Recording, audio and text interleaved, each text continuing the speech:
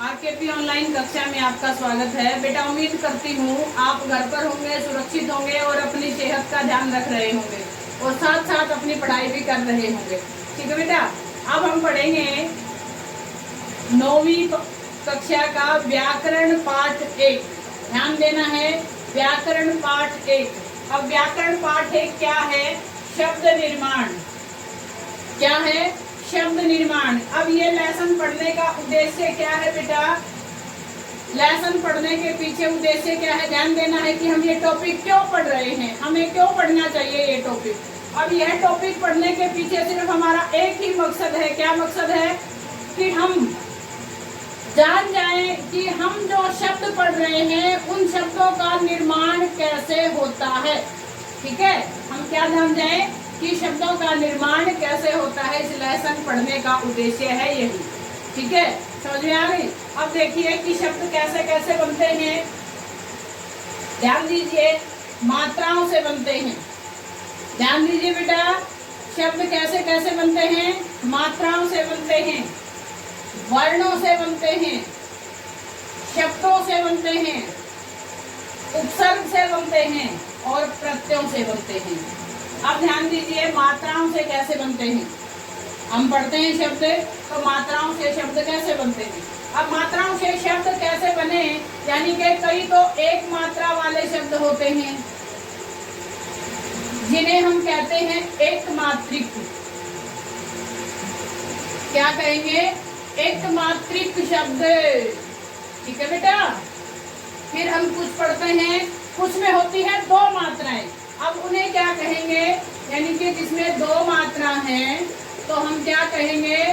द्विमात्रिक। क्या कहेंगे? द्विमात्रिक शब्द। ऐसे ही जिसमें तीन मात्राएं हैं उन्हें कहेंगे त्रिमात्रिक शब्द। और इसी प्रकार से जिन शब्दों में चार मात्राएं हैं या पांच मात्राएं हैं, एक तो बात मैं आपको अच्छे से बता दूं, समझ लो कि हिंदी में 4 और 5 मात्राओं के शब्द देखने को नहीं मिलते। ये केवल संस्कृत भाषा में ही देखने को मिलते हैं। ठीक है, आपको 1, 2 या 3 मात्रा वाले शब्द ज्यादा से ज्यादा प्रयोग में लाए जाते हैं।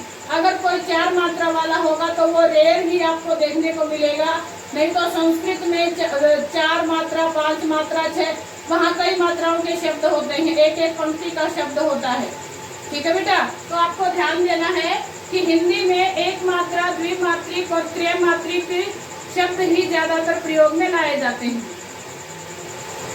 आगे है आपका वर्णों से। वर्णों से शब्द बनते हैं। वर्णों से शब्द कैसे बनेंगे? जैसे हमने संधि पढ़ी थी ना। अब जैसे उत, हलंत, ज्वल। अब इस वर्ण से के का जय बन जाएगा। क्यों? जब ये जय सामने होगा तो यानी कि तवर को जय बन जाएगा। अब जय बन गया तो ये क्या हुआ? वर्णों के कारण ही हुआ ना। आगे जो वर्ण देखा उसके कारण ही इस वर्ण में परिवर्तन आया, तो ही शब्द बना, नहीं तो नहीं बनता। ठीक है बेटा, ध्यान देना है। यानी कि संधि के कारण हमारे शब्दों का निर्माण होता है। और आगे देखिए, फिर है आपका शब्दों से।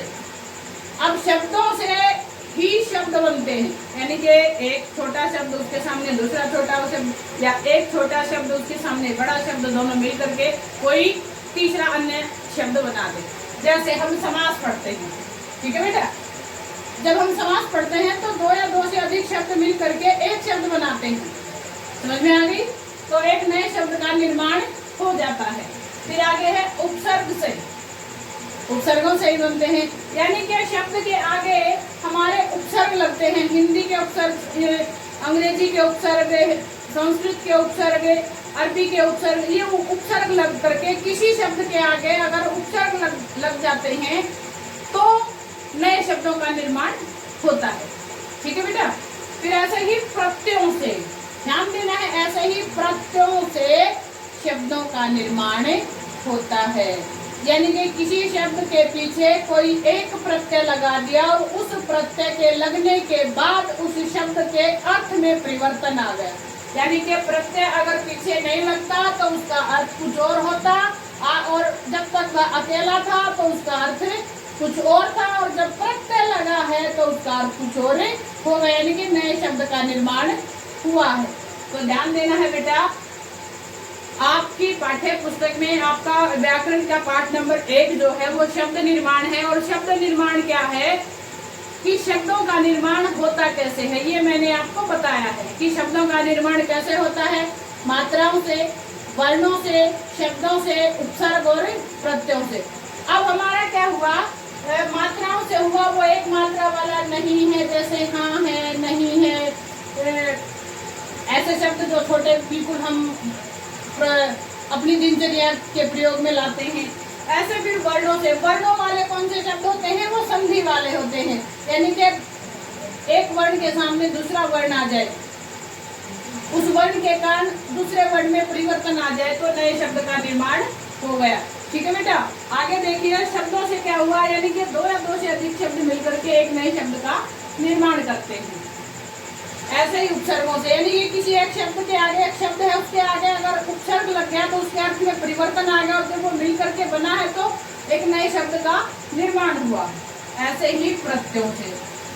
तो बेटा उम्मीद करती हूँ आपको ये चीजें बड़े अच्छे से समझ में आई होंगी। अब आपकी पाठ्य पुस्तक में है क्या, आपको ये भी ध्यान देना है कि आपके सिलेबस में लगा हुआ है क्या, यानी कि हमने मात्रा और वर्णों से, ये तो हम पहले हमारी पहली कक्षाओं में हम पढ़ चुके हैं, हम ये भी पढ़ चुके हैं, लेकिन हमारे लिए इनको गहराई से जानना जरूरी है।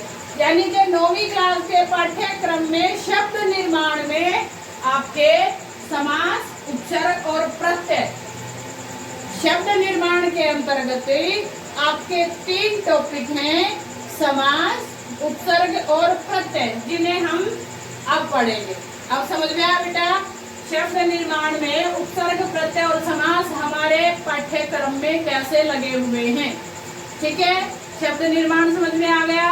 शब्द निर्माण क्या होता है कि जिनसे नए शब्दों का निर्माण हो। उद्देश्य क्या है पढ़ने का, कि हमें पता चल जाए कि नए नए शब्द कहाँ से बने हैं, ताकि उनके अर्थ को ग्रहण करने में हमें आसानी हो, उनका प्रयोग करने में हमें आसानी हो।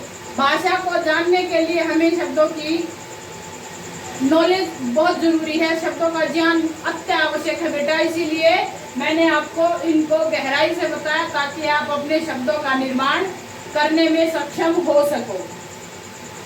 अब हम पढ़ेंगे उपसर्ग, प्रत्यय और